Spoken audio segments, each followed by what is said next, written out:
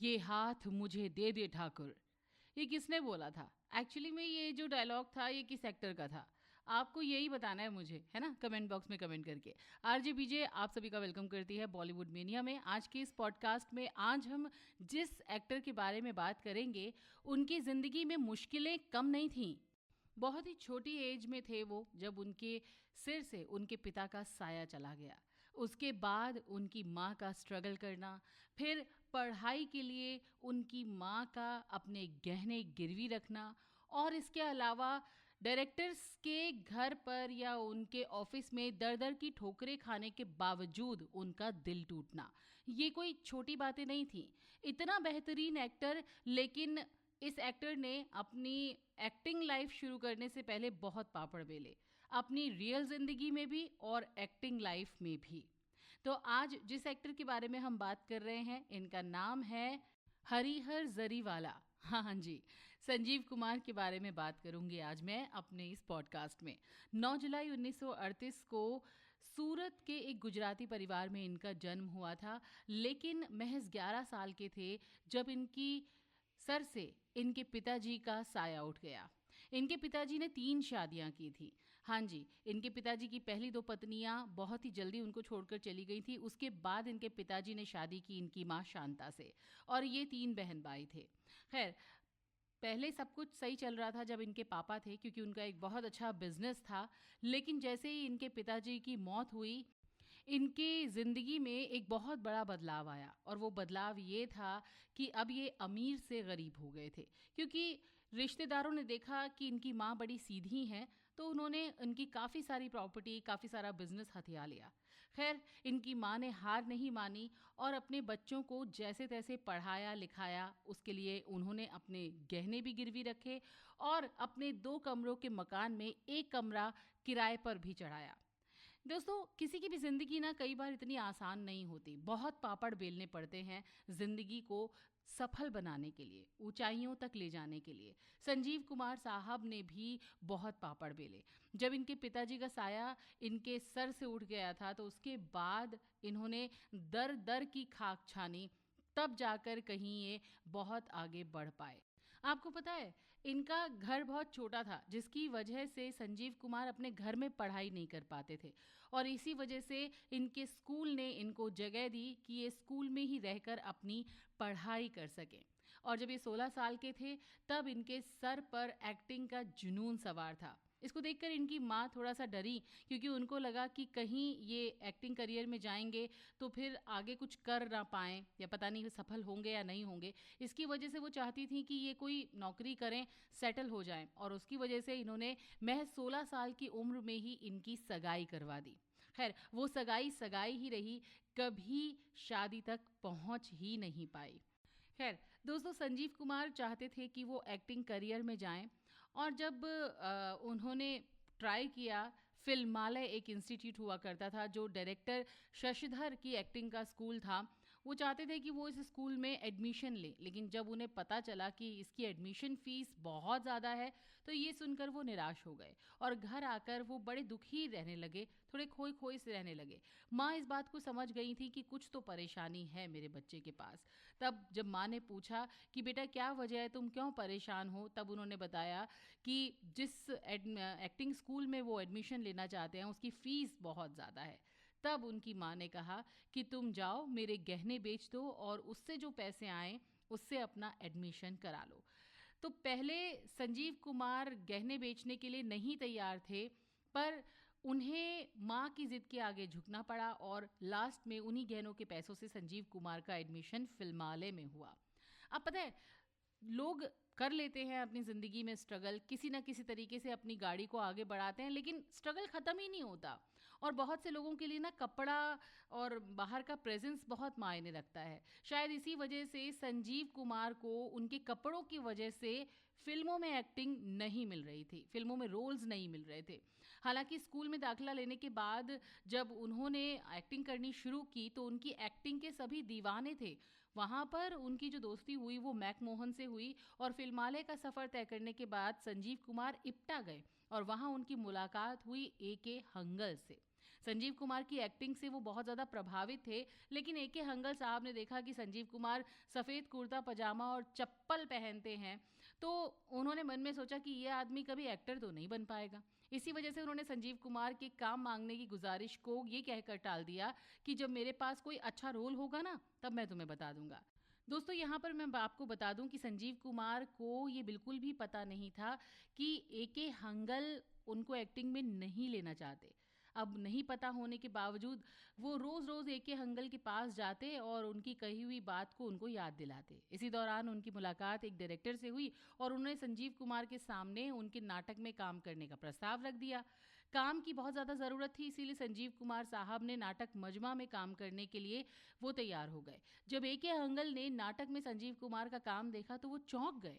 और पता है उनका काम देखने के बाद उनको क्या लगा? उनको ये लगा कि कहीं वो संजीव कुमार को काम ना देकर गलत तो नहीं कर रहे, और उनको लगा कि उन्होंने गलत किया है। चलिए भाई, आगे बढ़ते हैं और अब बताती हूँ मैं आपको कि भाई संजीव कुमार वो पहले ऐसे एक्टर थे जो एक्टर बने भी नहीं थे, बट उनके पास सेक्रेटरी था। हाँ, और ये किस लिए पता है? क्योंकि वो एक्टिंग बहुत लाजवाब करते थे। नाटकों में अपने एक्टिंग की गहरी छाप छोड़ने के बाद संजीव कुमार बहुत ज़्यादा पॉपुलर हो गए थे और उनके बहुत सारे चाहने वाले भी हो गए थे। और उनके ऐसे ही चाहने वालों में थे जमुना दास जी। संजीव कुमार के नाटक के कपड़े जो थे वो जमुना दास उन तक पहुंचाते थे, और एक दिन संजीव कुमार से मिलकर जमुना दास बोले कि मैं आपका सेक्रेटरी बनना चाहता हूं। मुझे पता है कि आप मुझे मेरी फीस नहीं दे पाएंगे, लेकिन जब आपकी आमदनी अच्छी हो जाएगी तब आप मुझे मेरी फीस दे दीजिएगा। इस तरीके से संजीव कुमार पहले ऐसे एक्टर बने जिनके पास फिल्मों में आने से पहले ही सेक्रेटरी था। और संजीव कुमार की कुछ बेहतरीन फिल्में थीं, जिसमें से शिकार, दस्तक, खिलौना, कोशिश, आंधी, शोले, जिंदगी, पति पत्नी और वो त्रिशूल। ये सारी ही फिल्में बहुत ही ज़्यादा बढ़िया थीं। लेकिन पता है जब संजीव कुमार को पहला रोल मिला था, उनकी जो पहली फिल्म थी, उसको देखकर उनकी माँ बड़ी दुखी हो गई थी। वो इसलिए क्योंकि थिएटर में काम करने के दौरान ही संजीव कुमार को फिल्म हम हिंदुस्तानी में काम करने का मौका मिला। 12 रुपए प्रति शिफ्ट के साथ उन्होंने इस फिल्म में काम किया और इस फिल्म में उनका कोई भी डायलॉग नहीं था। हाँ, बिल्कुल सही सुना आपने। फिल्म से जो भी कमाई हुई उन्होंने सीधे अपनी माँ को लाकर दे दी। फिल्म जब रिलीज हुई तो उनकी माँ भी उनके साथ गई फिल्म देखने के लिए, मगर संजीव कुमार का छोटा सा रोल देखकर वो दुखी हो गई। लेकिन कोई बात नहीं, संजीव कुमार यहाँ रुकने वाले थोड़ी थे। फिल्म हम हिंदुस्तानी रिलीज होने से पहले लोगों का ये मानना था कि भाई उनका जो नाम है ना हरिहर, वो उनको बदल लेना चाहिए, क्योंकि फिल्मों के हिसाब से उनका नाम सही नहीं है।